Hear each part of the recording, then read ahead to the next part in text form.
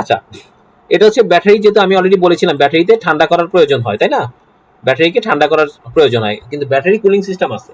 Battery cooling system সাধারণত তিন ধরনের কুলিং সিস্টেম আমরা ব্যাটারিতে ব্যাটারি ঠান্ডা করার জন্য ব্যবহার করি। একটা হচ্ছে প্যাসিভ কুলিং সিস্টেম, একটা হচ্ছে অ্যাক্টিভ কুলিং সিস্টেম, আর একটা হচ্ছে লিকুইড কুলিং সিস্টেম।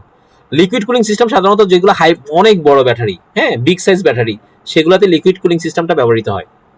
আর প্যাসিভ আর অ্যাক্টিভ এই দুইটা হচ্ছে আপনার ছোট ব্যাটারির ক্ষেত্রে ব্যবহৃত হয়। প্যাসিভটা কি আর অ্যাক্টিভটা কি আমরা এই যে পরের স্লাইডটাতে দেখবো। ব্লোয়ার ফ্যান থাকে, হ্যাঁ, ব্যাটারি ব্যাকের ইনসাইডে একটা ব্লোয়ার ফ্যান থাকে, যেটা টয়োটার হচ্ছে এক্সিও আকুয়াতে আমরা দেখি। যারা হাইব্রিডের কাজ করেন তারা দেখেন ব্যাটারি প্যাকের সাথে একটা ব্লোয়ার ফ্যান থাকে, যেটা যেটাকে আমরা প্যাসিভ সিস্টেম বলি। এই কি করে, আমার যখন গাড়ির মধ্যে যখন আমরা এসি ছাড়ি, তখন কি হয়, এসি থেকে যে ঠান্ডা বাতাস আসে, এই যে এসির যে বাতাস আছে, ঠান্ডা বাতাসটা এই যে ব্লোয়ার ফ্যানটাকে কি করে, ক্যাচ করে সে হচ্ছে এই ঠান্ডা বাতাসটা ব্যাটারিকে সে থ্রো করে ব্যাটারি ঠান্ডা করে সে আবার বের হয়ে চলে আসে। আর অ্যাক্টিভ সিস্টেম হচ্ছে কি, অ্যাক্টিভ সিস্টেম হচ্ছে ব্যাটারি ইনসাইডে একটা ব্লোয়ার ফ্যানও থাকে, একটা এয়ার কন্ডিশনার হিটার থাকে, ওই যেটাকে আমরা কুলিং কয়েল বলি।